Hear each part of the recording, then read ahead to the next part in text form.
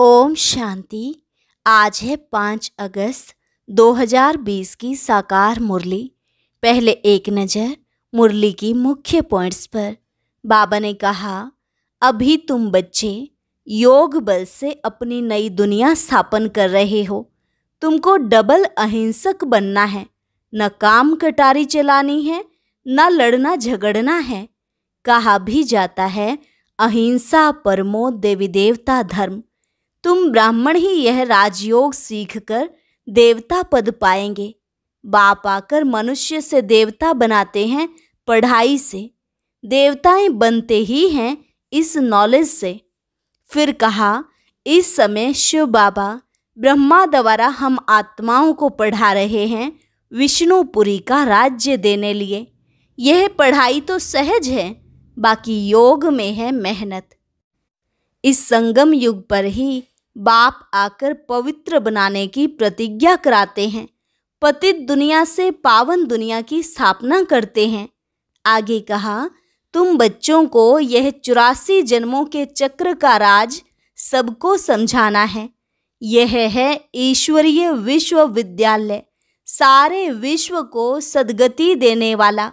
ऐसा दूसरा कोई ईश्वरीय विश्वविद्यालय हो ना सके।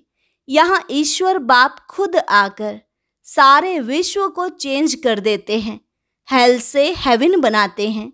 शिव बाबा ही सर्व की सद्गति करते हैं, तो वह बाप हुआ हीरे जैसा। फिर तुमको भी गोल्डन एज में ले जाते हैं, तो तुम्हारा भी यह जन्म हीरे जैसा ही बन गया। और लास्ट में बाबा ने कहा, यह पढ़ाई पूरी होगी तब कृष्ण जन्म लेंगे। अभी बाकी थोड़ा टाइम है पढ़ाई का। जरूर अनेक धर्मों का विनाश होने के बाद ही कृष्ण का जन्म हुआ होगा। सो भी केवल एक कृष्ण तो नहीं होगा, सारी कृष्ण पूरी होगी ना। अब सुनते हैं महावाक्यों को विस्तार से। मुरली का सार। मीठे बच्चे, यह पुरुषोत्तम संगम युग कल्याणकारी युग है। इसमें ही पढ़ाई से तुम्हें श्री कृष्णपुरी का मालिक बनना है। प्रश्न, बाप माताओं पर ज्ञान का कलश क्यों रखते हैं? कौन सी एक रिवाज भारत में ही चलती है? उत्तर, पवित्रता की राखी बांध सबको पतित से पावन बनाने के लिए बाप माताओं पर ज्ञान का कलश रखते हैं। रक्षाबंधन का भी भारत में ही रिवाज है। बहन भाई को राखी बांधती है, यह पवित्रता की निशानी है। बाप कहते हैं, बच्चे तुम मामेकम याद करो तो पावन बन पावन दुनिया के मालिक बन जाएंगे। गीत, भोलेनाथ से निराला कोई और नहीं। ओम शांति। यह है भोलेनाथ की महिमा, जिसके लिए कहते हैं देने वाला है। तुम बच्चे जानते हो, श्री लक्ष्मी नारायण को यह राज्य भाग्य किसने दिया? जरूर भगवान ने दिया होगा, क्योंकि स्वर्ग की स्थापना तो वही करते हैं। स्वर्ग की बादशाही भोलेनाथ ने जैसे लक्ष्मी नारायण को दी, वैसे ही कृष्ण को दी। राधे कृष्ण अथवा लक्ष्मी नारायण की बात तो एक ही है, परंतु राजधानी है नहीं। उन्हों को सिवाय परमपिता परमात्मा के कोई राज्य दे नहीं सकते। उन्हों का जन्म स्वर्ग में ही कहेंगे। यह तुम बच्चे ही जानते हो। तुम बच्चे ही जन्माष्टमी पर समझाएंगे। कृष्ण की जन्माष्टमी है तो राधे की भी होनी चाहिए, क्योंकि दोनों स्वर्ग के वासी थे। राधे कृष्ण ही स्वयंवर के बाद लक्ष्मी नारायण बनते हैं। मुख्य बात कि उन्हों को यह राज्य किसने दिया, यह राजयोग कब और किसने सिखाया? स्वर्ग में तो नहीं सिखाया होगा। सतयुग में तो वह है ही उत्तम पुरुष। कलयुग के बाद होता है सतयुग, तो जरूर कलयुग अंत में राजयोग सीखे होंगे, जो फिर नए जन्म में राजाई प्राप्त की। पुरानी दुनिया से नई पावन दुनिया बनती है। जरूर पतित पावन ही आया होगा। अब संगम युग पर कौन सा धर्म होता है, यह किसको पता नहीं। पुरानी दुनिया और नई दुनिया का यह है पुरुषोत्तम संगम युग जो गाया हुआ है, यह लक्ष्मी नारायण है, नई दुनिया के मालिक। इन्हों की आत्मा को आगे जन्म में परमपिता परमात्मा ने राजयोग सिखाया, जिस पुरुषार्थ की प्रारब्ध फिर से नए जन्म में मिलती है। इनका नाम ही है कल्याणकारी पुरुषोत्तम संगम युग। जरूर बहुत जन्मों के अंत के जन्म में ही इन्हों को कोई ने राजयोग सिखाया होगा। कलयुग में है अनेक धर्म, सतयुग में था एक देवी देवता धर्म। संगम पर कौन सा धर्म है जिससे यह पुरुषार्थ कर राजयोग सीखे और सतयुग में प्रारब्ध भोगी? समझा जाता है संगम युग पर ब्रह्मा द्वारा ही ब्राह्मण पैदा हुए। चित्र में भी है ब्रह्मा द्वारा स्थापना कृष्णपुरी की। विष्णु अथवा नारायणपुरी कहो, बात तो एक ही है। अभी तुम जानते हो हम कृष्णपुरी के मालिक बनते हैं इस पढ़ाई से और पावन बनने से। शिव भगवान वाच है ना, कृष्ण की आत्मा ही बहुत जन्मों के अंत के जन्म में फिर यह बनती है। 84 जन्म लेते हैं ना, यह है 84वां जन्म। इनका ही फिर ब्रह्मा नाम रखते हैं। नहीं तो फिर ब्रह्मा कहाँ से आया? ईश्वर ने रचना रची तो ब्रह्मा विष्णु शंकर कहाँ से आए? कैसे रचा? क्या छू मंत्र किया जो पैदा हो गए? बाप ही उन्हों की हिस्ट्री बताते हैं। एडॉप्ट किया जाता है तो नाम बदलते हैं। ब्रह्मा नाम तो नहीं था ना, कहते हैं बहुत जन्मों के अंत में तो जरूर पतित मनुष्य हुआ। ब्रह्मा कहाँ से आया किसको भी पता नहीं है। बहुत जन्मों के अंत का जन्म किसका हुआ? वो तो लक्ष्मी नारायण ने ही बहुत जन्म लिए हैं। नाम रूप देश काल बदलता जाता है। कृष्ण के चित्र में 84 जन्मों की कहानी क्लियर लिखी हुई है। जन्माष्टमी पर कृष्ण के चित्र भी बहुत बिकते होंगे, क्योंकि कृष्ण के मंदिर में तो सब जाएंगे ना। राधे कृष्ण के मंदिर में ही जाते हैं। कृष्ण के साथ राधे जरूर होगी। राधे कृष्ण प्रिंस प्रिंसेस ही लक्ष्मी नारायण महाराजा महारानी बनते हैं। उन्होंने ही 84 जन्म लिए, फिर अंत के जन्म में ब्रह्मा सरस्वती बने। बहुत जन्मों के अंत में बाप ने प्रवेश किया और इनको ही कहते हैं तुम अपने जन्मों को नहीं जानते हो। तुम पहले जन्म में लक्ष्मी नारायण थे, फिर यह जन्म लिया। उन्होंने अर्जुन का नाम कह दिया है। अर्जुन को राजयोग सिखाया, अर्जुन को अलग कर दिया है, परंतु उनका नाम अर्जुन है नहीं। ब्रह्मा का जीवन चरित्र चाहिए ना, परंतु ब्रह्मा और ब्राह्मणों का वर्णन कहाँ भी है नहीं। यह बातें बाप ही बैठ समझाते हैं। सब बच्चे सुनेंगे, फिर बच्चे औरों को समझाएंगे। कथा सुनकर फिर औरों को बैठ सुनाते हैं। तुम भी सुनते हो फिर सुनाते हो। यह है पुरुषोत्तम संगम युग, लीप युग, एक्स्ट्रा युग। पुरुषोत्तम मास पड़ता है तो 13 मास हो जाते हैं। इस संगम युग के त्योहार ही हर वर्ष मनाते हैं। इस पुरुषोत्तम संगम युग का किसको पता नहीं है। इस संगम युग पर ही बाप आकर पवित्र बनाने की प्रतिज्ञा कराते हैं। पतित दुनिया से पावन दुनिया की स्थापना करते हैं। रक्षाबंधन का भी भारत में ही रिवाज है। बहन भाई को राखी बांधती है, परंतु वह कुमारी भी फिर अपवित्र बन जाती है।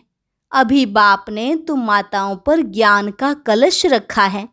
जो ब्रह्मा कुमार कुमारियां बैठ पवित्रता की प्रतिज्ञा कराने राखी बांधती हैं। बाप कहते हैं माँ में कम याद करो तो तुम पावन बन पावन दुनिया के मालिक बन जाएंगे। बाकी कोई राखी आदि बांधने की दरकार नहीं है, यह समझाया जाता है। जैसे साधु सन्यासी लोग दान मांगते हैं, कोई कहते हैं क्रोध का दान दो, कोई कहते हैं प्याज मत खाओ। जो खुद नहीं खाते होंगे वह दान लेते होंगे। इन सब से भारी प्रतिज्ञा तो बेहद का बाप कराते हैं। तुम पावन बनना चाहते हो तो पतित पावन बाप को याद करो। द्वापर से लेकर तुम पतित बनते आए हो। अब सारी दुनिया पावन चाहिए, वह तो बाप ही बना सकते हैं। सर्व का गति सद्गति दाता कोई मनुष्य हो नहीं सकता। बाप ही पावन बनने की प्रतिज्ञा लेते हैं। भारत स्वर्ग था ना, पतित पावन वह परमपिता परमात्मा ही है। कृष्ण को पतित पावन नहीं कहेंगे, उनका तो जन्म होता है, उनके तो माँ बाप भी दिखाते हैं। एक शिव का ही अलौकिक जन्म है। वह खुद ही अपना परिचय देते हैं कि मैं साधारण तन में प्रवेश करता हूँ, शरीर का आधार जरूर लेना पड़े। मैं ज्ञान का सागर, पतित पावन, राजयोग सिखलाने वाला हूँ। बाप ही स्वर्ग का रचयिता है और नरक का विनाश कराते हैं। जब स्वर्ग है तो नरक नहीं, अभी पूरा रौरव नरक है। जब बिल्कुल तमो प्रधान नरक बनता है तब ही बाप आकर सतो प्रधान स्वर्ग बनाते हैं। 100% पतित से 100% पावन बनाते हैं। पहला जन्म जरूर सतो प्रधान ही मिलेगा। बच्चों को विचार सागर मंथन कर भाषण करना है, समझाना, फिर हर एक का अलग अलग होगा। बाप भी आज एक बात, कल फिर दूसरी बात समझाएंगे। एक जैसे समझानी तो हो न सके।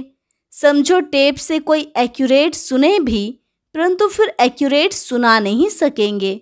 फर्क जरूर पड़ता है। बाप जो सुनाते हैं तुम जानते हो, ड्रामा में सारी नोंद है, अक्षर बाई अक्षर। जो कल्प पहले सुनाया था वह फिर आज सुनाते हैं। यह रिकॉर्ड भरा हुआ है। भगवान खुद कहते हैं, मैंने जो 5000 वर्ष पहले हूबहू अक्षर बाई अक्षर सुनाया है वही सुनाता हूँ। यह शूट किया हुआ ड्रामा है, इसमें फर्क जरा भी नहीं पड़ सकता। इतनी छोटी आत्मा में रिकॉर्ड भरा हुआ है। अब कृष्ण जन्माष्टमी कब हुई थी यह भी बच्चे समझते हैं। आज से 5000 वर्ष से कुछ दिन कम कहेंगे, क्योंकि अभी पढ़ रहे हैं। नई दुनिया की स्थापना हो रही है। बच्चों के दिल में कितनी खुशी है। तुम जानते हो, कृष्ण की आत्मा ने 84 का चक्र लगाया है। अब फिर कृष्ण के नाम रूप में आ रही है। चित्र में दिखाया है, पुरानी दुनिया को लात मार रहे हैं, नई दुनिया हाथ में है। अभी पढ़ रहे हैं, इसलिए कहा जाता है श्री कृष्ण आ रहे हैं। जरूर बाप बहुत जन्मों के अंत में ही पढ़ाएंगे। यह पढ़ाई पूरी होगी तो कृष्ण जन्म लेंगे। बाकी थोड़ा टाइम है पढ़ाई का। जरूर अनेक धर्मों का विनाश होने बाद कृष्ण का जन्म हुआ होगा। सो भी एक कृष्ण तो नहीं, सारी कृष्ण पूरी होगी। यह ब्राह्मण ही हैं जो फिर यह राजयोग सीख देवता पद पाएंगे। देवताएं बनते ही हैं नॉलेज से। बाप आकर मनुष्य से देवता बनाते हैं पढ़ाई से। यह पाठशाला है, इसमें सबसे जास्ती टाइम लगता है। पढ़ाई तो सहज है, बाकी योग में है मेहनत। तुम बता सकते हो, कृष्ण की आत्मा अब राजयोग सीख रही है परमपिता परमात्मा द्वारा। शिव बाबा ब्रह्मा द्वारा हम आत्माओं को पढ़ा रहे हैं विष्णुपुरी का राज्य देने। हम प्रजापिता ब्रह्मा के बच्चे ब्राह्मण ब्राह्मणियां हैं। यह है संगम युग। यह बहुत छोटा सा युग है।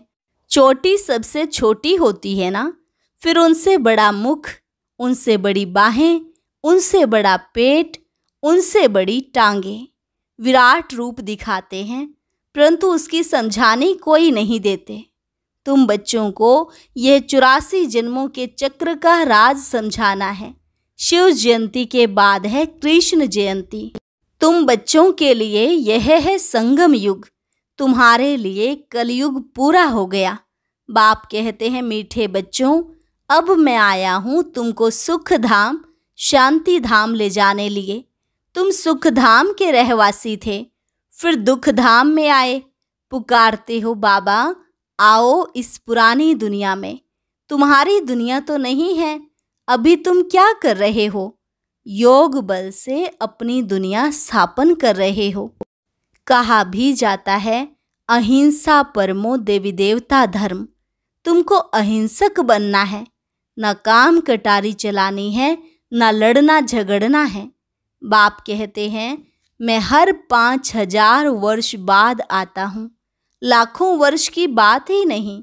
बाप कहते हैं यज्ञ तप दान पुण्य आदि करते तुम नीचे गिरते आए हो। ज्ञान से ही सद्गति होती है। मनुष्य तो कुंभकर्ण की नींद में सोए हुए हैं, जो जगते ही नहीं। इसलिए बाप कहते हैं मैं कल्प कल्प आता हूँ। मेरा भी ड्रामा में पार्ट है। पार्ट बिगर मैं भी कुछ नहीं कर सकता हूँ। मैं भी ड्रामा के बंधन में हूँ। पूरे टाइम पर आता हूँ। ड्रामा के प्लान अनुसार मैं तुम बच्चों को वापस ले जाता हूँ। अब कहता हूँ मन मना भव, परंतु इनका भी अर्थ कोई नहीं जानते हैं। बाप कहते हैं देह के सर्व संबंध छोड़ मामेकम याद करो तो तुम पावन बन जाएंगे। बच्चे मेहनत करते रहते हैं बाप को याद करने की। यह है ईश्वरीय विश्वविद्यालय। सारे विश्व को सद्गति देने वाला दूसरा कोई ईश्वरीय विश्वविद्यालय हो न सके। ईश्वर बाप खुद आकर सारे विश्व को चेंज कर देते हैं, हेल से हेवन बनाते हैं, जिस पर फिर तुम राज्य करते हो। शिव को बबुलनाथ भी कहते हैं, क्योंकि वह आकर तुमको काम कटारी से छुड़ाए पावन बनाते हैं। भक्ति मार्ग में तो बहुत शो है, यहाँ तो शांत में याद करना है। वह अनेक प्रकार के हठयोग आदि करते हैं, उनका तो निवृत्ति मार्ग ही अलग है। वह ब्रह्म को मानते हैं, ब्रह्म योगी तत्व योगी हैं। वह तो हो गया आत्माओं के रहने का स्थान, जिसको ब्रह्मांड कहा जाता है। वह फिर ब्रह्म को भगवान समझ लेते हैं, उसमें लीन हो जाएंगे, गोया आत्मा को मार्टल बना देते हैं। बाप कहते हैं मैं ही आकर सर्व की सद्गति करता हूँ। शिव बाबा ही सर्व की सद्गति करते तो वह है हीरे जैसा, फिर तुमको गोल्डन एज में ले जाते हैं। तुम्हारा भी यह हीरे जैसा जन्म है, फिर गोल्डन एज में जाते हो। यह नॉलेज तुमको बाप ही आकर पढ़ाते हैं, जिससे तुम देवता बनते हो। फिर यह नॉलेज प्राय लोप हो जाती। इन लक्ष्मी नारायण में भी रचता और रचना की नॉलेज नहीं है। अच्छा, मीठे मीठे सिक्की लधे बच्चों प्रति मात पिता बाप दादा का याद प्यार और गुड मॉर्निंग। रूहानी बाप की रूहानी बच्चों को नमस्ते। रूहानी बच्चों की रूहानी बाप दादा को नमस्ते नमस्ते, गुड मॉर्निंग। धारणा के लिए मुख्य सार। पहली पॉइंट, इस पुरानी दुनिया में रहते डबल अहिंसक बन योग बल से अपनी नई दुनिया स्थापन करनी है। अपना जीवन हीरे जैसा बनाना है। दूसरा, बाप जो सुनाते हैं उस पर विचार सागर मंथन कर दूसरों को सुनाना है। सदा नशा रहे कि यह पढ़ाई पूरी होगी तो हम कृष्णपुरी में जाएंगे। वरदान, व्यर्थ को भी शुभ भाव और श्रेष्ठ भावना द्वारा परिवर्तन करने वाले सच्चे मर्जीवा भव। व्यर्थ को भी शुभ भाव और श्रेष्ठ भावना द्वारा परिवर्तन करने वाले सच्चे मर्जीवा भव। बाप दादा की श्रीमत है, बच्चे व्यर्थ बातें ना सुनो, ना सुनाओ और ना सोचो। सदा शुभ भावना से सोचो, शुभ बोल बोलो। व्यर्थ को भी शुभ भाव से सुनो। शुभ चिंतक बन बोल के भाव को परिवर्तन कर दो। सदा भाव और भावना श्रेष्ठ रखो। स्वयं को परिवर्तन करो, ना कि अन्य के परिवर्तन का सोचो। स्वयं का परिवर्तन ही अन्य का परिवर्तन है। इसमें पहले मैं, इस मर्जीवा बनने में ही मजा है। इसको ही महाबली कहा जाता है। इसमें खुशी से मरो, यह मरना ही जीना है, यही सच्चा जियदान है। स्लोगन: संकल्पों की एकाग्रता श्रेष्ठ परिवर्तन में फास्ट गति ले आती है।